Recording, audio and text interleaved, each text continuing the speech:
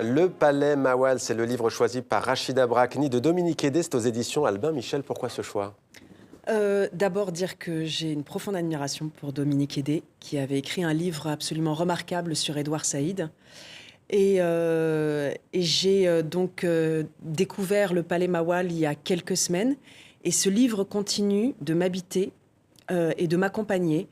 C'est l'histoire de Leonora, une Italienne qui émigre au Liban. Et elle tombe amoureuse de Salim.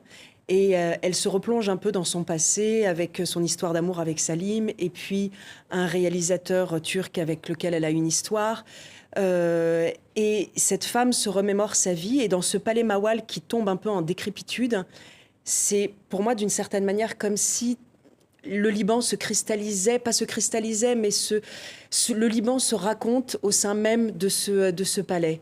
Et avec toute la complexité qu'on peut... Exactement. Il y a également un couple de Philippins extraordinaire. Bref, il y a quelque chose de très tchécovien dans ce récit. Et la langue est d'une beauté incroyable. Eh bien, un livre qui donne envie, en tout cas. Le Palais Mawal de Dominique Hédé. Vous avez choisi le film La mère de tous les mensonges, réalisé par Asma El Moudir. On regarde un extrait.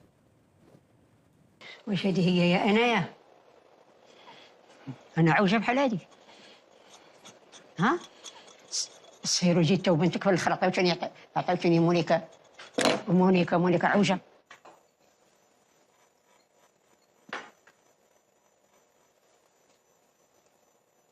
ما عرفت فين دا شي طلامط ما عرفتش فين دا طلام زرقين ما كاينينش ما عرفت Pourquoi ce coup de cœur, C'est un documentaire, apparemment, que je ne connais pas, mais c'est assez bluffant. On a presque l'impression d'assister à une scène de fiction. C'est un documentaire, mais c'est un film qui a été réalisé par Asma El Moudir, donc je trouve vraiment brillante et que j'admire beaucoup. Il y a une mise en scène absolument incroyable. Elle s'est intéressée aux secrets de sa famille, a essayé de retrouver des souvenirs, des photographies en fait d'elle, enfant et de toute la famille, ce qui était absolument inexistant dans la maison familiale. Et parce que, sans griller quand même tout le pitch, la grand-mère garde des secrets et qui sont liés aussi avec une période assez trouble du Maroc, quand il y a eu donc cette grève de la baguette, qu'on appelle, où beaucoup de gens ont été emprisonnés, ont été étouffés et donc morts. C'est fait avec énormément de poésie et la mise en scène, en fait, elle a tout travaillé dans une maquette de quartier et avec les propres personnages de sa famille. Et le papa a fabriqué des figurines en bois et en argile, que la maman a habillé, et c'est leur propre personnage. Donc on a la réaction qu'on vient de voir dans l'extrait. Donc c'est vraiment super intéressant, et je trouve que, moi je suis ravie en tout cas qu'il existe ce genre d'expression aujourd'hui, à la fois honnête, avec le présent et avec le futur, et qui n'a pas peur. Et qui parle du passé, avec poésie, cruauté des fois, mais avec poésie. Voilà pour ce coup de cœur. Elika Hedayat, un livre, Le nom du monde des forêts, un roman de science-fiction écrit par, ça ne s'invente pas, Ursula Le Guin, que vous avez cité tout à l'heure, publié en 1972. Oui, je suis restée sur l'univers d'Ursula Le Guin, parce que je me suis dit, puisqu'on en parlait, pourquoi pas. Alors, Le nom du monde des forêts, c'est un livre qui est très intéressant et qui parle de notre histoire d'aujourd'hui. C'est justement la population, disons, terrienne qui va exploiter une autre planète et qui va détruire la vie des indigènes de ce lieu en faisant la déforestation. Et ces indigènes qu'on appelle les rêveurs ont la capacité de parler avec la nature et de comprendre la nature et l'environnement. Et c'est un combat qui se crée entre ces deux populations.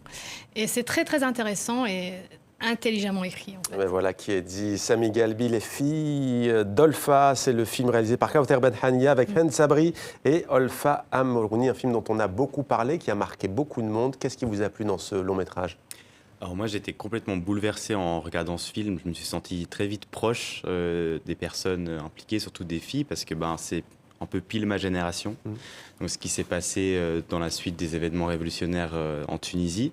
Et il y a beaucoup de thèmes, énormément de thèmes différents qui sont abordés, avec beaucoup de finesse et beaucoup d'humour. J'ai énormément pleuré et ri dans ce film.